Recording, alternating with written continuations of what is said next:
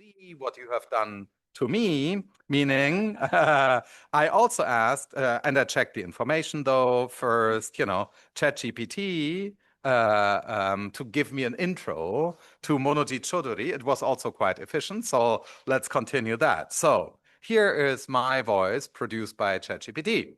It is my great pleasure, and it is indeed, so this was additional human freedom, to introduce Professor Monojit Choudhury. He is a leading researcher in natural languaging processing, true, whose work sits at the intersection of language technology, society, culture, and AI ethics. He's currently professor of natural language processing at Mohammed bin Zayed University of Artificial Intelligence in Abu Dhabi, where he studies how large language models represent linguistic and cultural diversity, the topic which brought us together, and how AI systems can be made more inclusive, equitable, and culturally aware. Prior to joining MBZUAI, he spent more than a decade at Microsoft Research India and later at Microsoft Turing, where he led influential research on multilingual AI, low-resource languages, code mixing, and responsible AI. So you see, he has been thinking about the intersection of language and culture for a long time in various roles. He has authored more than 150 research publications and is widely recognized for his contributions to multilingual natural language processing, linguistic fairness in AI, and the study of cultural and ethical dimensions of large language models. His work has helped shape global conversations about ensuring that advances in AI benefit speakers of all languages, not just a privileged few. Beyond his research, he's deeply committed to education and outreach. He serves as general chair of the Indian National Linguistics Olympiad, is a founding co-chair of the Asia-Pacific Linguistics Olympiad, and has been a passionate advocate for making linguistics and AI accessible to students and the broader public through puzzles and problem solving. Today, we are fortunate to have him share his insights with us. Please join me in welcoming Professor Monojit Choudhury.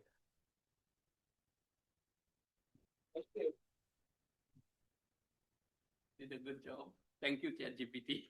Like you did. I did check. I think all information was accurate. Yeah, everything was accurate. Yes. It's on already, unmuted. Okay.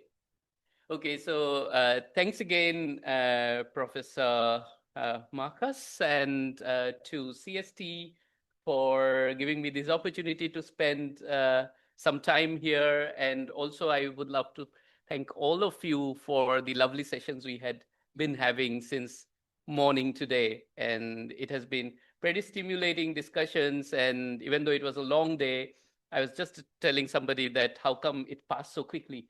And we are towards the end of at least today's proceedings. Okay, getting to the point of the talk. I'm like Marcus said, I have been in this field for quite a long time, and almost a quarter of a century. And I started working in language processing as an undergraduate student. Quite coincidentally, I don't want to get into that story, but therefore, I think it makes sense to give the insider view of how when these changes happened over the last 5 years, how we who have spent like maybe 25 years in this area, how it impacted us and our way of thinking about language and AI and so on. And here, of course, I will give a very personal account of things, but at the same time, being mindful of trying to represent the whole natural language processing community. And what in the process I will try to get is into the crisis that currently the field of natural language processing is facing. So broadly, this crisis is, I would say, 2 levels. So one is a technological level that many people argue or feel like, okay, all the problems in our field are solved, or at least we know how to solve them. So then what do we work on? And another way of stating is, okay, AGI is here, or at least so many people, many of the leaders of the field believe.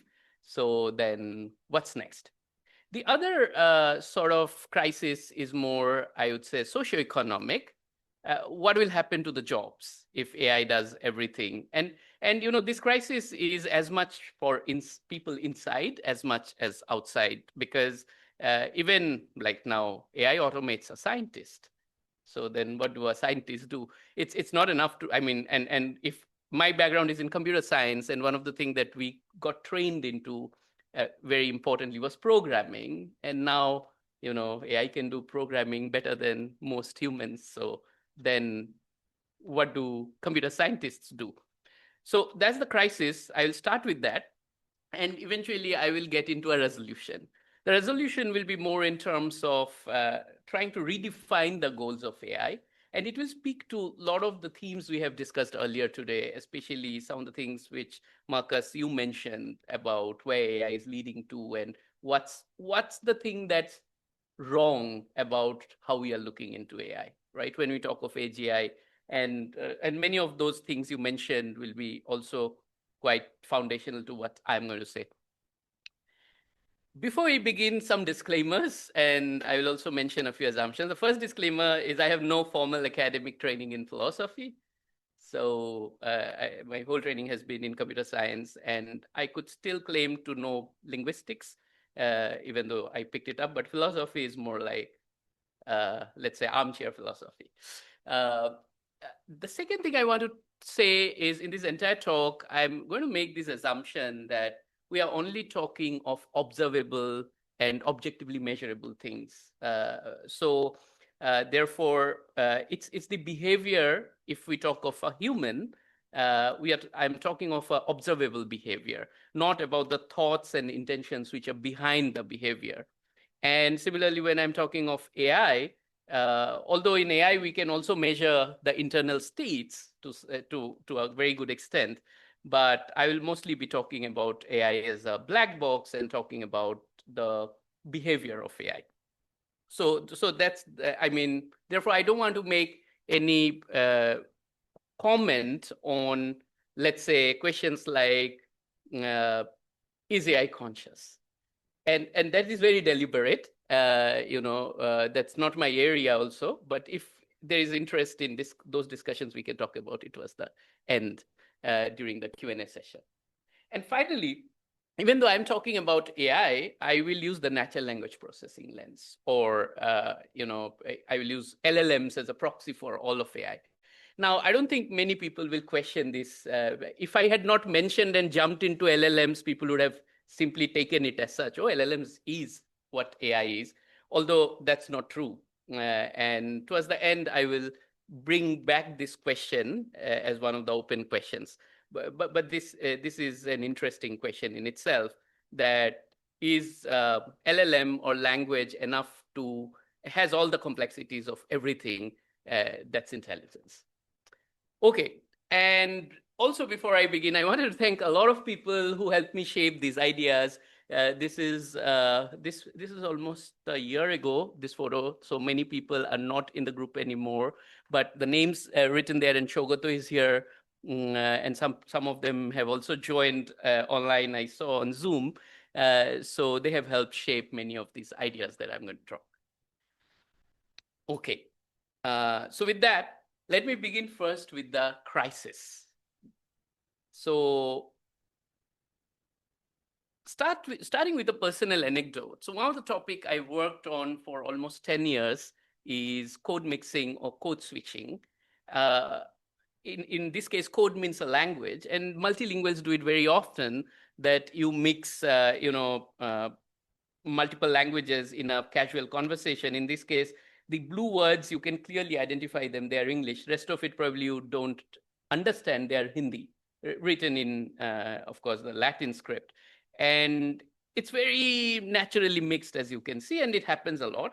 So I started working in this field around 2010.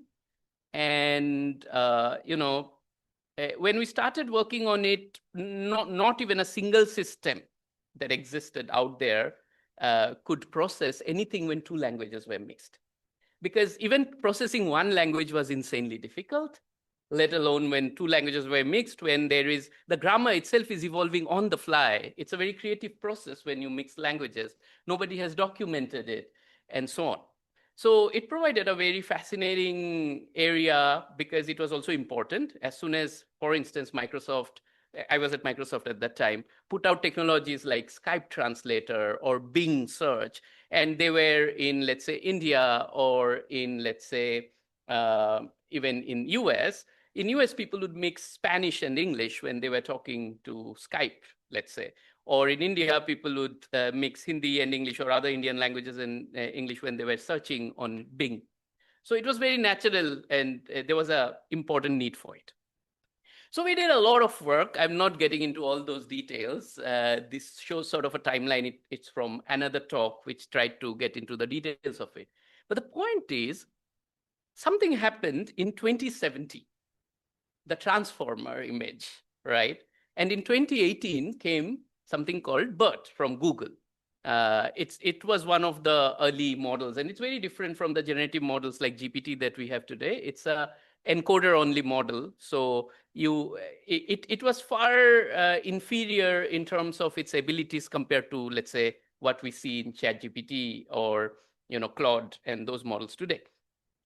Nevertheless, when we tested this model on all the tasks that we were trying to solve for 10 years for code switching, this model outperformed. And this model was not trained specifically for code switching. So this was the surprising thing.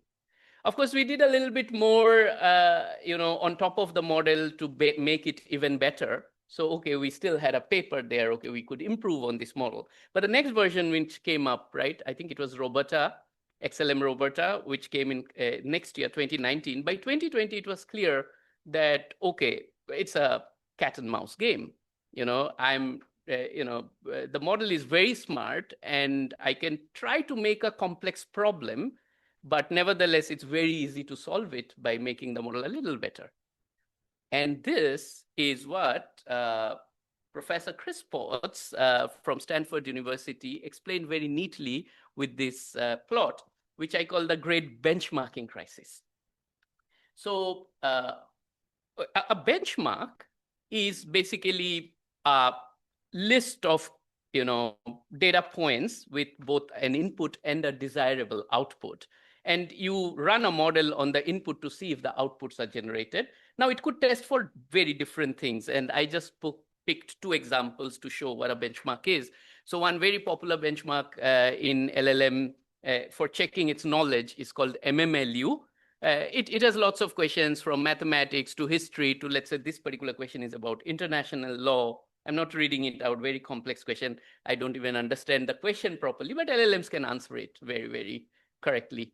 So it's a knowledge check, sort of. And it's a multiple choice question, as you can see, and LLM has to pick the right answer.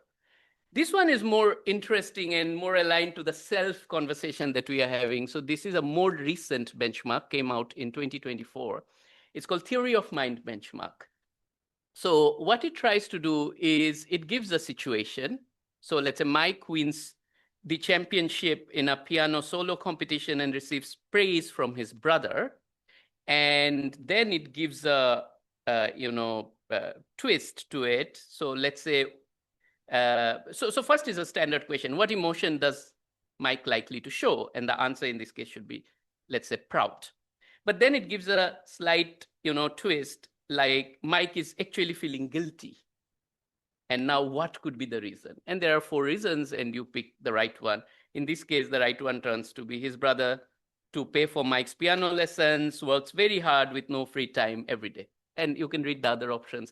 They don't make much sense. Now, this is a substantially harder kind of a task than just a knowledge check, because you have to have an idea about how people feel like in various situations. And social relationships are involved, and so on and so forth. Now, the whole point of coming up with these harder and harder benchmarks is because LLMs can solve these benchmarks fairly easily. What this graph shows is on the x-axis is the year. On the y-axis is 0 means the model's performance is as good as human performance.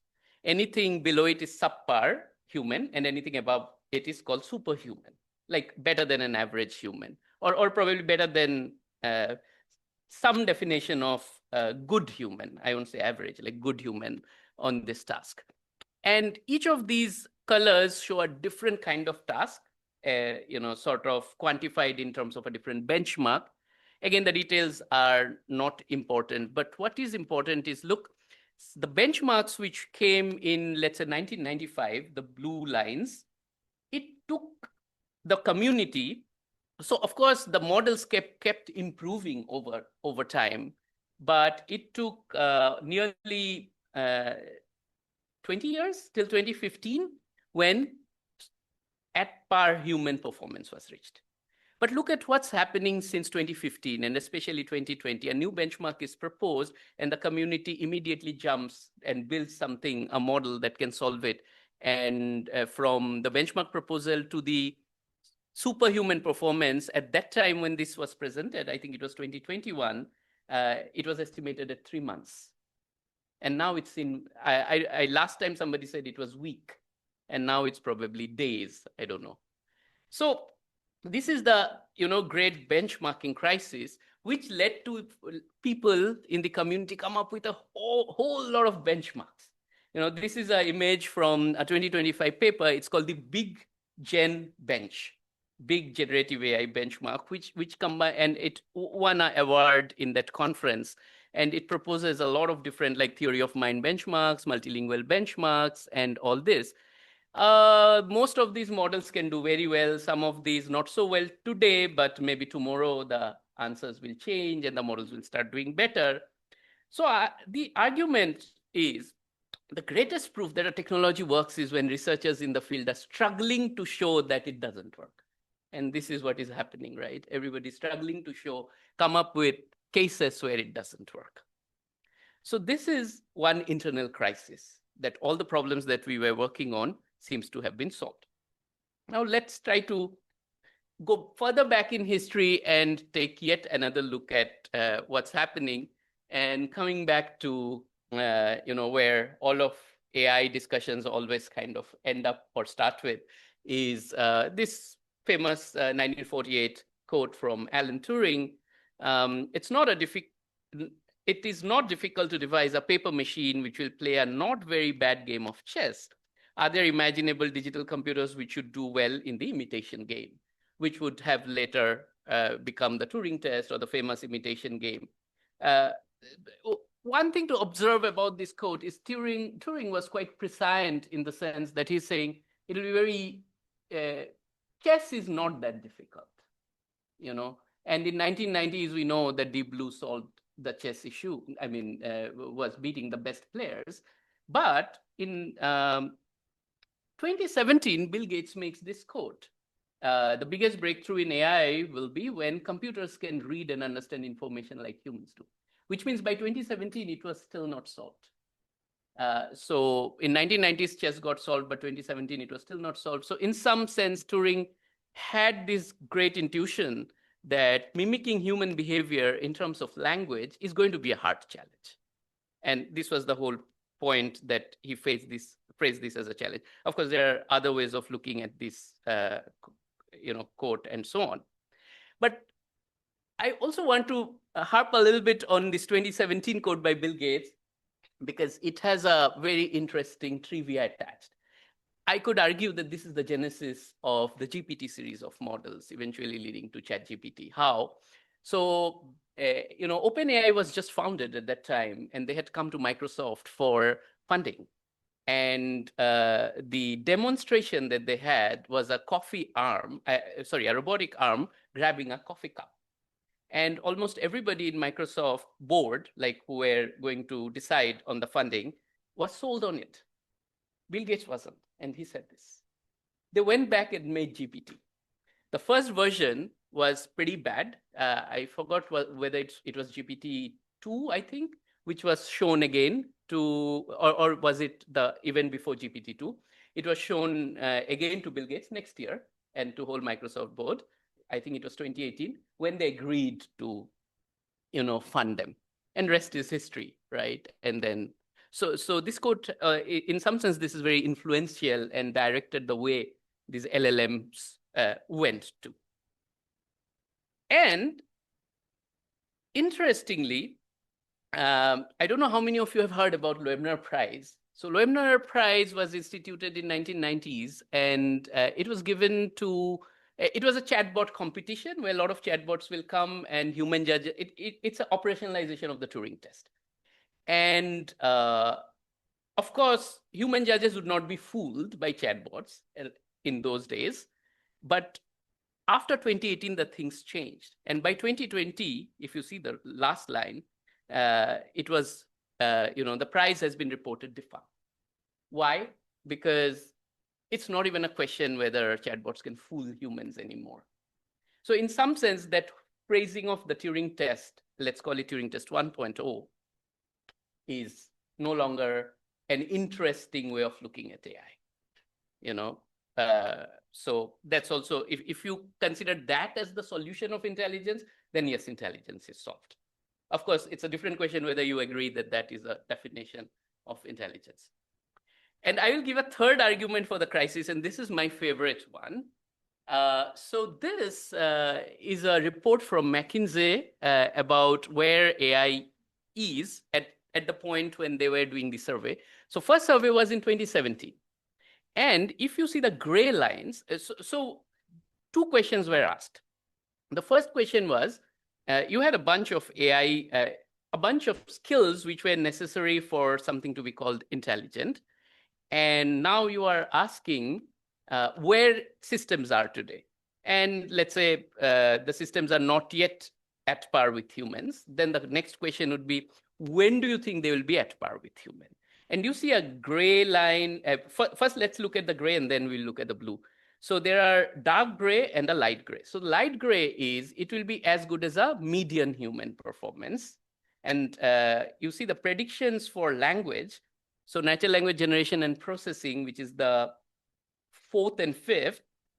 So for those, the predictions were, okay, natural language generation is sort of solved by 2015-ish.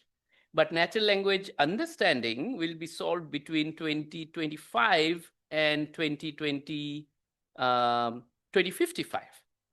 And for, the best level human performance, like superhuman performance, sort of, both generation and understanding will get solved between 2040 and 2060. I used to show this result, this slide in my talk and say, my job is safe.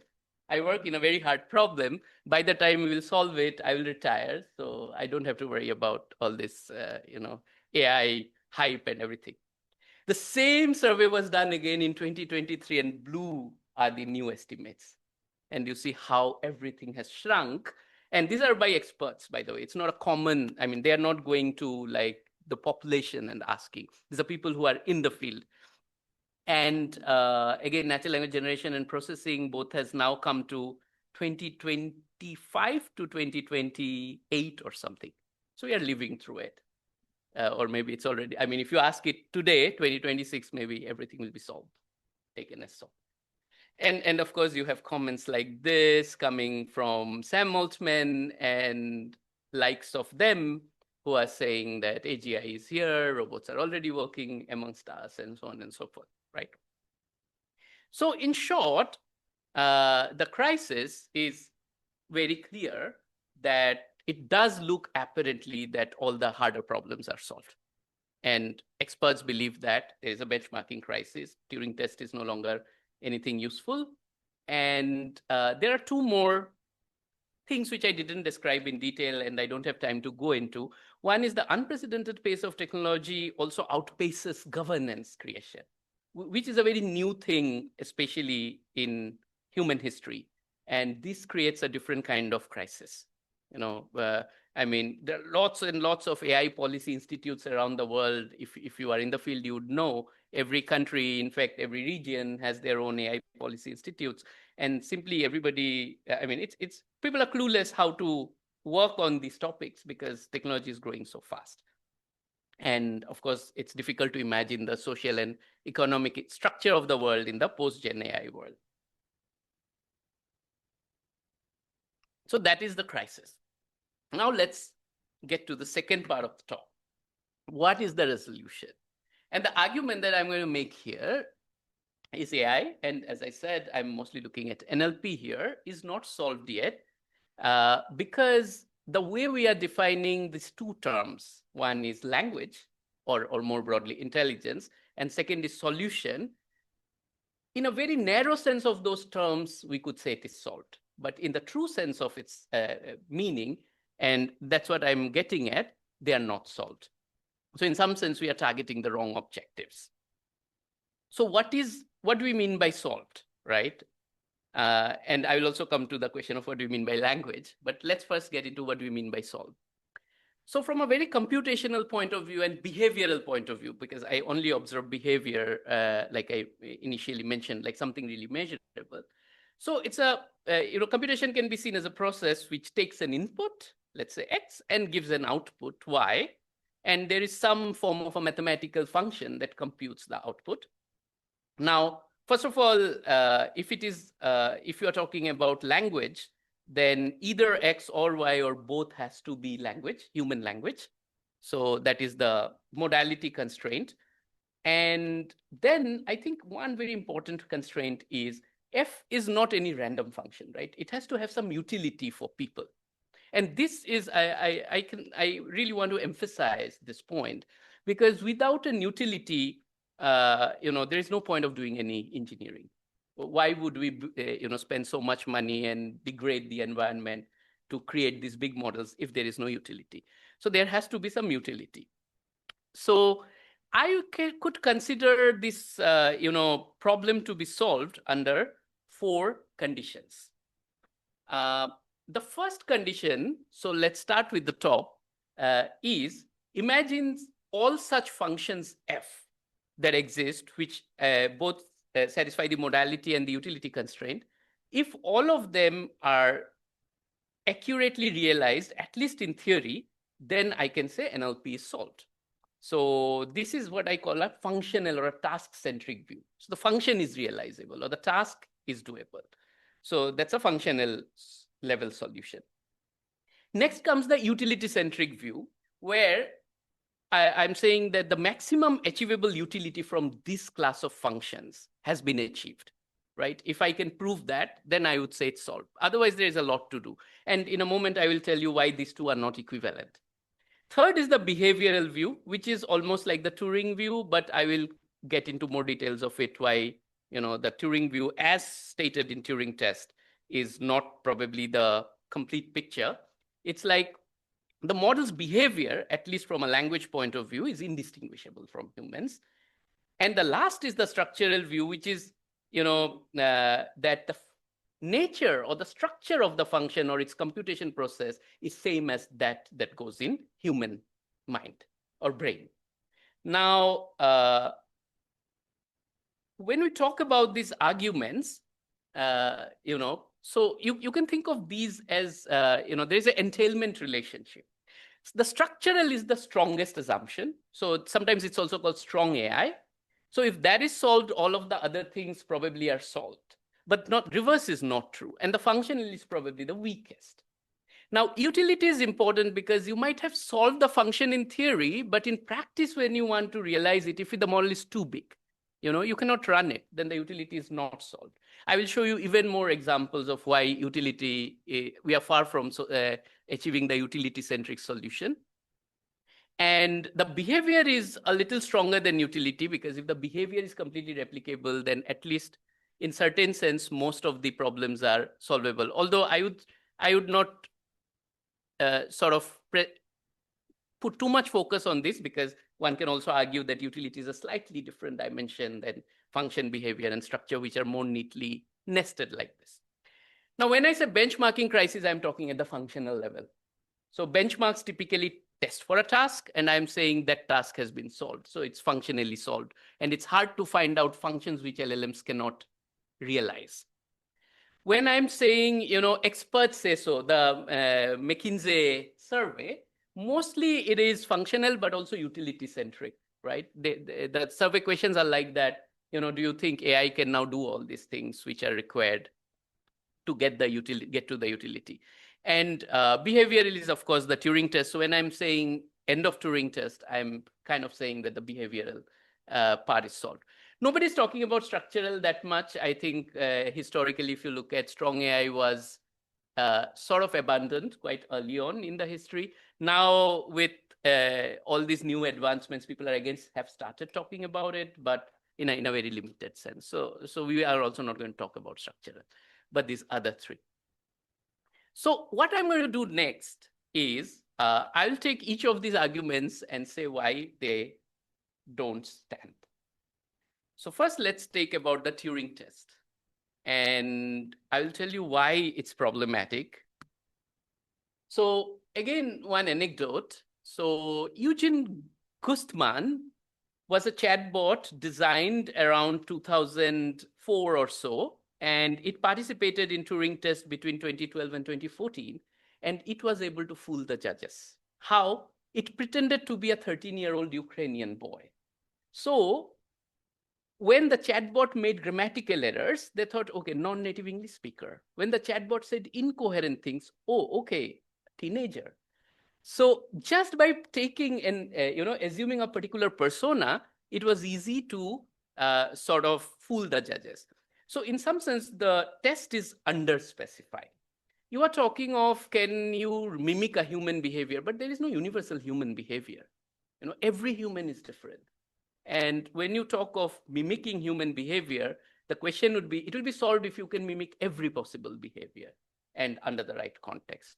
So this is the problem of Turing test. By the way, I want to emphasize this is not a criticism of Turing himself, because Turing never said this.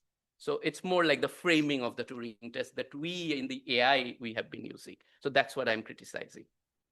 Okay. The next point, experts say so, the utility centric. Okay, so this is far from true. And this is what I have been working on for most of the time. So for instance, I'll just give you two quick examples. I can go in great detail because this is what is especially what I have been focusing on. So one is, when you talk of all these breakthroughs, most of them are for English. Now, if you start looking at languages of the world, so 88%, one of the studies that we did, we showed that 88% of the world's languages, right, spoken by 1.2 billion speakers, has absolutely no benefits of generative AI, simply because the kind of data generative AI needs to build models is not there. So the utility of the technology is very, very limited. There are more points about even the language that, if you consider English, for instance, you would think that it is solved for English. Yes, it is.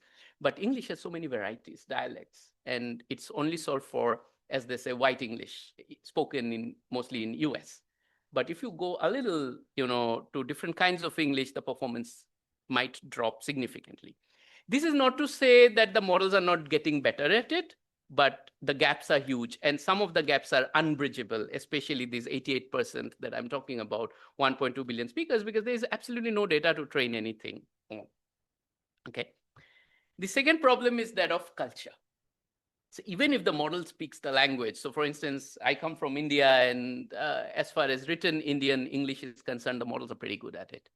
But when it comes to the cultural contextualization, the models badly fail at it. And this is an interesting graph that statistics that we computed a year ago. So we were looking at how many papers in the field of LLMs talk about culture. And you see the exponential growth over so it's from 2020 to 2024. Each quarter is plotted, and how in every quarter it's going up. So which means more and more people are interested in this gap. And it also goes back to the benchmarking crisis, right? So people have to find a good work. And it starts with where LLMs fail. And this is where one area where LLMs fail.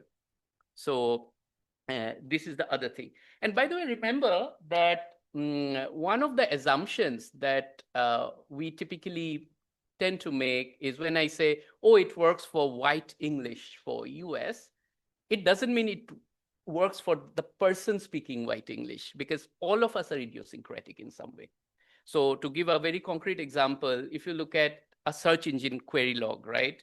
So typically you would think that most people give only head queries. Head queries are like the common queries, like Bonn weather today. And very few people will give, tail queries. A tail query could be phenomenology of the self and the mind in the context of Heidegger. So very few people will ask this. So you might think, okay, we ask the tail queries. Most common people ask the head queries, but there are no common people. Because if you do analysis, every person asks at least some tail queries. In some sense, everybody's idiosyncratic in their own way. So that's the problem of the generic human assumption in general. Okay. And so when experts say so, it's mostly because of certain, view of the world that they have. But if you broaden that view, it really doesn't work. So finally, let's talk about the benchmarking crisis and why this is happening. And to do that, I will get into now the second part of the question, which is what is language itself, right? So far we have been talking of what is a solution. Let's ask what is a language. And typically, I think the whole notion of language as a set of functions that can be worked out comes from this idea on the left, which is language has universal structure or a core, which can be separated from other processes like vocabulary, culture, context, and individual idiosyncrasy. So if you can solve language in this basic form, you solve it. And this is what is more like the Chomskyan structuralist notion of language. It has a value in it. Unfortunately, though, language is inseparable from its context. You cannot separate language from the people who are using it in what context, and it emerges, the meaning emerges itself through the interactions. So this is what this came through conversation with Robin, that this is the peach view of language versus the onion view of language, right? So the onion view is if you peel off one layer of complexity, the language remains equally complex in another layer. And if you keep peeling, there's no core to it. And code switching is another great example. Like when you are trying to give a universal grammar to it, it really doesn't work that way because people are all the time creative. And this is a time to bring in one of my favorite philosophers, Wittgenstein, who who said this. I'm just paraphrasing something from his work. This is not quote, which is that languages are uses rules like any games do, but unlike a game of chess, right, which is a fixed set of rules, in language games, every time we play it, we define the rules. And that's why Turing, who seemed to be influenced by Wittgenstein's philosophy, said that it's easy to beat somebody in chess through a program, but not language. But the funny part is, and I love this example of what happened in an experiment in Meta, which I call the Wittgensteinian curse in action. So it's 2017 story. So I think earlier, a couple of years ago, like 2015 or 2016, so Google first came up with AlphaGo. So AlphaGo was a system which was trained with a lot of Go player data, games, and it could beat human players very well. Then Google had this brilliant idea, the Google scientists, that can we make AlphaGo 0? They made the two instantiations of the same bot, and each played against each other. And you can play, AI never has a fatigue, right? You can play millions and millions of games. And each game will have finally a win or lose loss decision. And based on that data, now if you backtrack and backprop and learn, you learn strategies which human players never even come up with. So when that model, AlphaGo 0, was played against humans did not even have an idea and had an idea that where it was moving towards. It was very alien strategy, like alien intelligence, right? And they absolutely didn't have a chance to it. The previous model, they could still see some pattern. This, they had no pattern. So they thought, why not make two chatbots and let them talk to each other and learn from each other? So this was the experiment. And after several rounds of conversation and training, the two instances of the chatbot, let's call them Bob and Alice, started talking like this. And this is actual chat log. I'm copying it. It does seem like they are having a very deep conversation, but we can't make any sense of it. What have they done? They have discovered new rules of conversation. And media, being media, the news headlines were, oh, chatbots have invented new language and they will now uprise and use the secret code to do a invasion against humanity and all those things. So, but it was, I mean, to me, it was simply the fact that they did not keep in mind that the games of language, the rules of language game is not the same as rule of chess, right? So it's a living proof of that kind of a thing. So our benchmarks, the problem with our benchmarks are they are more like universal normative behavior. So what is 3 plus 5? It has to be 8. Well, true, in a mathematical world, it is 8. But if you ask everybody what is 3 plus 5, not everybody might say 8. A better example of this is if you ask what is the capital of UAE, now the correct answer is Abu Dhabi. But if you ask, most people say Dubai, or many people think Dubai is a country itself. So this is called the Dubai paradox, sort of, right? Same with New York. Many people think New York is the capital of USA. So just getting the normative answer correct does not really mean, we are modeling the right behavior. So when we are talking of language, it always means whose language and in what context. So this brings me to the kind of the last point I want to make, which is the resolution, finally, that, if we could redefine imitation game differently, instead of is it human-like or not, say, is it like a certain human, like, let's say, Maya is a whatever, some person, real person, and is the model able to replicate their behavior, then it would be a true test of the intelligence in some sense. Now, why this is a meaningful goal, right? And I will give you 3 arguments why this is a meaningful goal. The first argument that I'm trying to give you is from the point that, when we talk of language varieties, when we talk of cultures, these are nothing but getting towards an individual's behavior anyway. So if you want to serve every individual, you need to understand their behavior. So like I said, these benchmarks are universal normative, benchmarks. And if you want to make a culture-specific benchmark, you will say, let's make an African benchmark, like let's make Indonesian benchmark. But the point is, all Africans are not the same. All Indonesians are not the same, right? So if you take this argument to its logical extreme, it eventually comes to like you need to model then an individual. That's the only solution, because culture is nothing but a, sort of a prior or a proxy for some clustering of behaviors. Some people like, okay, you are a German, so maybe I can assume, and that's my prior, that you love beer. It can be totally wrong, need not be true for every German, but that might be a good prior to start with. Or you are from India, you would probably know who is Sachin Tendulkar. But if you are from Germany, probably you don't know who is Sachin Tendulkar.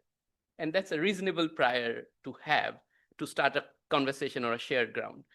So culture just serves as a prior, but eventually once you know the person, you don't care about the prior. You know exactly what that person wants or knows. The second argument I want to give is in terms of machine learning.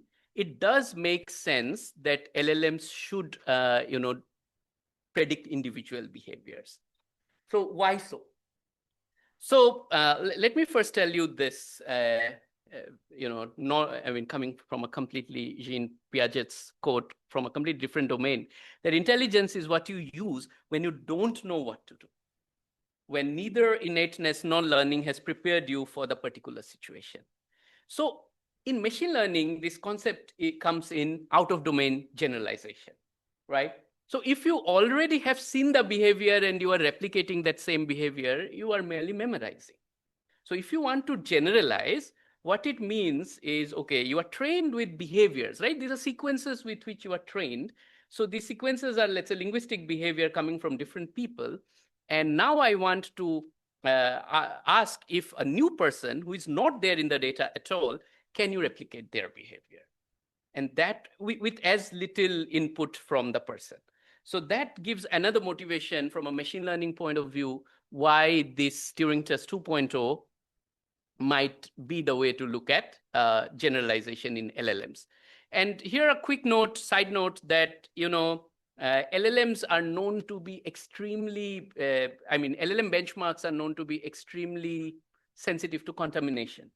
So contamination means the data is already there in some form in the training. So the benchmark then becomes useless. A good performance doesn't mean anything. So this solves that problem as well. And the last argument is that of utility argument. So by utility argument, what I mean is there are a lot of interesting applications that we can build through this Turing Test 2.0.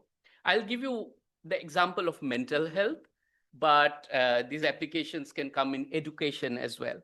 Now, if you think of a lot of the systems that we have built in social structures and systems, starting from insurance policies to education, material, and syllabi, in order for things to scale, we have to assume prototypical individuals, right? And we have to make things very, customized for a group, like a common denominator. So everybody studying in a particular class goes through the same syllabus. But with AI, this problem is no longer there. We don't have the scaling issue. So we can give every individual a particular syllabus that is very, very customized to their need. So similarly, in mental health, I'll just quickly talk about this example. So imagine there is a child who has some problem. Let's say the child is on the autism spectrum and needs some intervention. But autism spectrum itself is so diverse, and every child is so diverse that it is extremely hard to come up with a common intervention that will work for everybody. So you have to decide on an intervention. Now, the therapists depend on their own experience and their what they studied, but I think that also makes it very challenging for therapists, especially when the child might come from various diverse backgrounds and so on. So imagine what you could do is, based on the background and history and a few questions and answers from the child, you build a user model or a digital twin. I don't want to call it a digital twin for technical reasons. I would call it a user model. You make a user model of this child, and you can simulate, interventions over maybe 6 hours for something that would take 6 months to actually do. And in 6 hours, you can simulate a lot of different interventions and find out the top 4 or 5 which works very well. Give it to the therapist as suggestion, and the therapist can decide which one to pick and start giving the therapy. As the therapy is progressing, that information keeps coming back to the loop, and this user model also improves. And eventually, in a much shorter sort of time scale, you can get to the optimal therapy. So this is just one example. You can imagine this happening for education. You can imagine this happening for career advice, or even simply your email assistants and whatnot. And some of it is already happening. Okay. So to wrap up, why now? Why this conversation makes sense now? So AI, for a very long time, has been in the symbolic domain. So in the symbolic domain, we try to assign meaning to every symbol that we use. So for instance, if I'm doing language processing, I'm taking each word, assigning a meaning, and then doing some computation. But there is inherent limit, computationally speaking, to that kind of an approach, which the current deep learning-based techniques, which are more sub-symbolic, can get us to. What I mean by sub-symbolic in this case is not that a word can be broken down into smaller parts, which is also true, but more importantly, now I have a more geometric representation of a word. So word is a word or a sentence or a phrase or any piece of language, let's say, is a point in a 1,000-dimensional space. And this point can move in a continuous space. And this opens up a whole lot of possibility, which earlier in a more symbolic like system was hard to do. Now, even though as humans, when we think language is symbolic, like I can take each word, its meanings, and analyze. But when you take at a societal level, right, the Wittgensteinian view, right, every individual is different and every time language is evolving, that symbolic view becomes unscalable. Whereas the sub-symbolic view can give you much more leverage. And of course, there's engineering breakthroughs that happened, and all this also should come in. So, and that's why it makes sense now to talk about the next level of the Turing test, which is Turing Test 2.0. Now we can think of personalizing to each individual, but not like personalizing everything, but specifically, in some tasks, in some domain. Like, let's say, if we want to do mental health, I want only the response with respect to the therapy to match the real response. I really don't care if some other thing matches or not, because and that's an important distinction to keep in mind. So to summarize, I talked about language understanding, and therefore AI is far from a solved problem in a structural, behavioral, utilitarian, and even a functional sense of the term. And individual behavior modeling, like digital twin, if you want to use that word, has several benefits. It's philosophically interesting, it's technologically feasible now, and it's practically useful.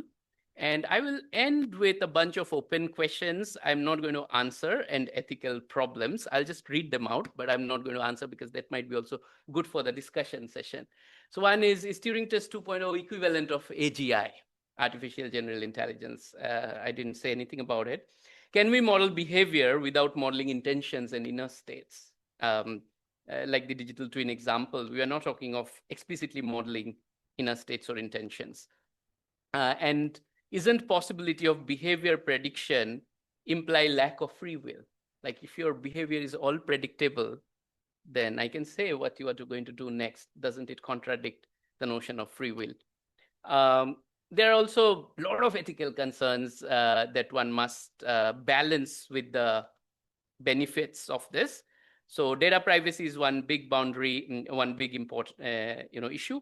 But also, where's the boundary of the autonomy? Like, if your digital twin is going to be acting on your behalf, then there should be some boundaries when it should act and when it shouldn't, and how to define them. Then, if your behavior is completely modelable, then it can be manipulated. And this is already being done, right? How your behavior is manipulated to keep you hooked to social media, for instance. And we can do it more. And finally, and this goes back to the discussion of self, which is the epistemic authority shift, right? So if you have really a digital twin which tries to replicate whatever version of yours, right? So an outside observer might confuse you, might actually build a view of you from your digital twin. And then you are no longer controlling your image. It's your digital twin which is controlling your image, which is also another important puzzle to solve. So with that, thank you. I'll leave it there and happy to take questions.